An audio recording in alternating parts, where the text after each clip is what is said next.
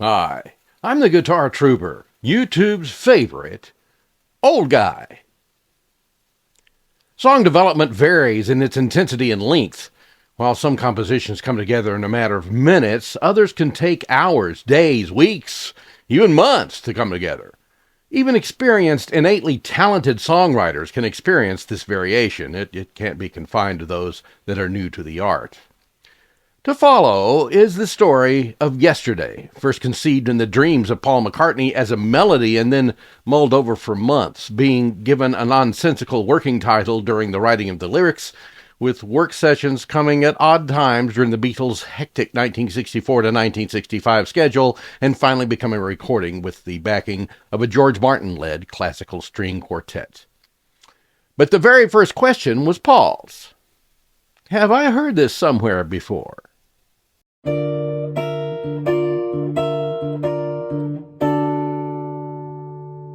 Before we start, a short editorial note here. As with many historical data pursuits, particularly those concerning the Beatles, there is a lot of material both in books and on the web regarding this song, and there is also, across several first-person accounts, a striking chronological disparity in the timeline of the song's development. I have attempted here, as often is the case, to distill the data into a rational timeline that is congruent with the more credible sources to give you a storyline that is at least chronologically and physically credible. I can promise you that if you look around, you'll find that there are accounts out there that contradict pieces of what you're about to hear. So, that being said, here we go. It's early January of 1964. Asher family residence, 57 Wimpole Street, London, Paul McCartney's room.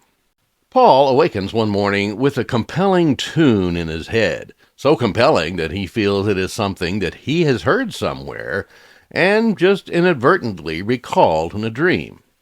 He is so sure of this that for days on he plays the chords and hums the tune to anyone who would listen just to see if they recognize the tune.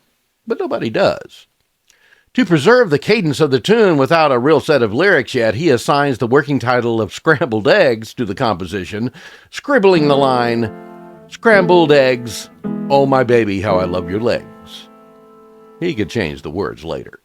For months, at odd times during songwriting sessions, he and John Lennon will attempt to work on the song, but fail to find a handle on lyrics that seem to fit the melody. Paul carries a notebook around with him, though, so that he can work on it whenever the inspiration strikes him.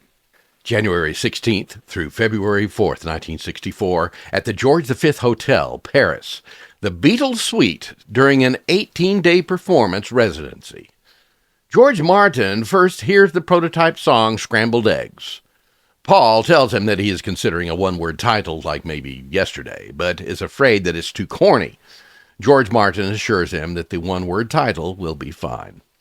Paul continues to work on the song for months as time permits. He even grabs free moments during the filming of the movie Help in early 1965, obsessed enough with the process that movie director Richard Lester threatens to have the piano removed from the set if Paul does not cease working on the song. In early June 65, after returning from a holiday in Portugal, where he works on the song again at a villa owned by friend Bruce Welch of The Shadows, Paul finds a final set of lyrics of Forlorn Love and fits it to the tune and does end up naming it as Yesterday. The breakthrough in the lyrics occurs during a 180-mile journey from the airport to the villa.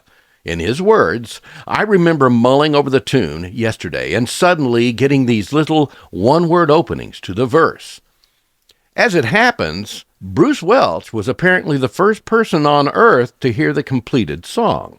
In his words, "I was packing to leave, and Paul asked me if I had a guitar." He apparently had been working on lyrics as he drove from the airport at Lisbon.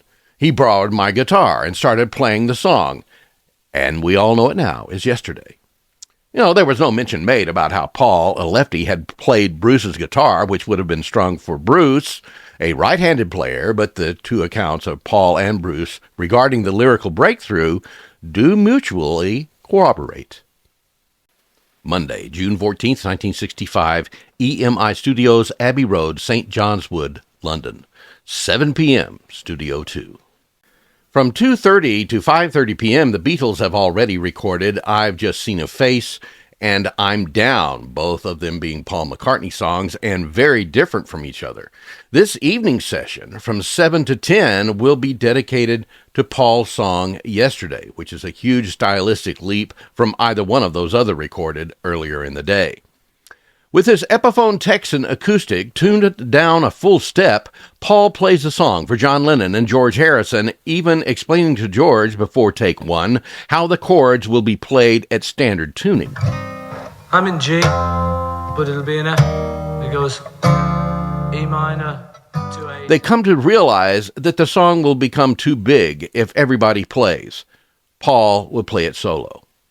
After rehearsals, the initial recording of only Paul singing and playing his guitar is completed in just 2 takes.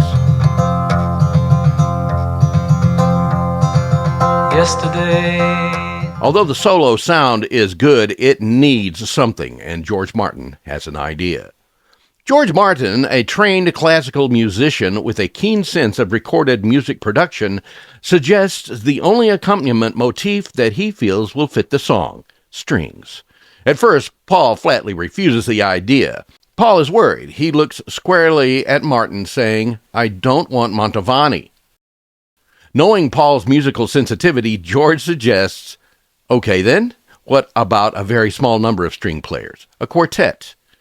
Paul has come to trust George Martin's judgment on such matters, but a string quartet on a Beatles song, could it work?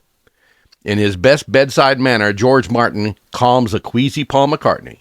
"Let us try it. And if it doesn't work, we won't use it, and we'll go on with your solo version."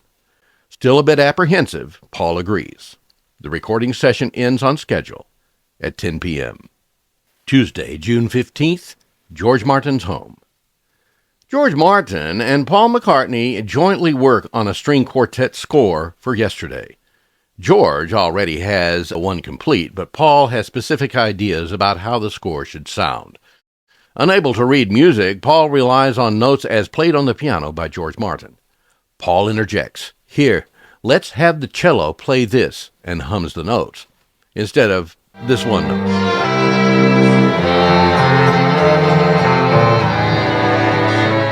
And can we have the violin on that high note all the way through here?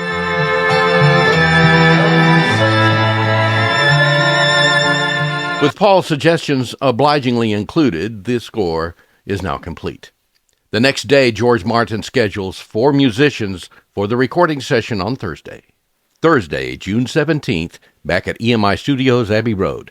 Studio 2, 2 p.m.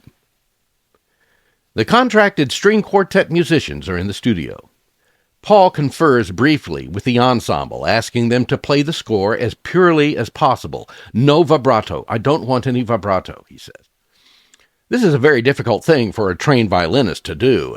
Application of vibrato on a string instrument is an important means of expressing the written notes.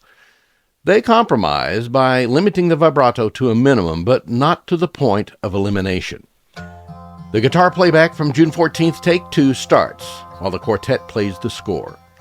During this session, Paul also creates a new vocal track to replace the June 14th vocal from take 2. Paul's original vocal was faintly picked up on the guitar mic on June 14th, and so it comes through on the final master as a very faint double track to the June 17th overdub. The session for Yesterday ends at 5 p.m., and the simple production is complete. Mono master mixing takes place on the same day, and stereo mixing is completed on the next day, Friday, June 18th. The Parlophone movie soundtrack album, Help, containing songs from the movie and including Yesterday on side 2, is released on Friday, August 6th, 1965. Capitol Records releases Yesterday in the U.S. as a single on September 13th, 1965. In worldwide release, the song goes to the top 10 on 14 international charts, making number 1 on 8 of those. It started with a dream and grew into being an international number 1 hit, besides becoming one of the most successful songs ever made in the recording history. The use of a string quartet made it a revolutionary tipping point of rock and roll into being a more genteel and sophisticated music form. and it propelled the Beatles into a singular category of being arbiters of pop music and popular culture, opening the door to such other classics as the Rolling Stones' As Tears Go By and the classic orchestral-laced compositions of the Moody Blues.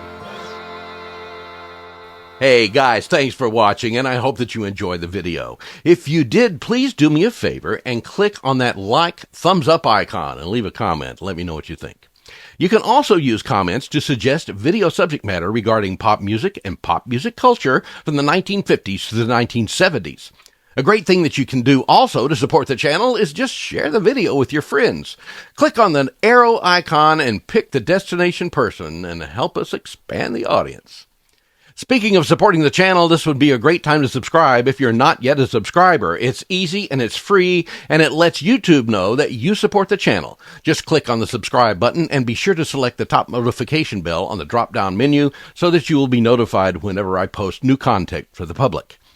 If you would like the opportunity to see content a few days earlier when it is viewable only to channel members, you can upgrade your subscription and become a channel member. Just click on the join icon and follow the instructions. It's not free to upgrade, but it's as cheap as YouTube would let me make it. Thanks again for watching.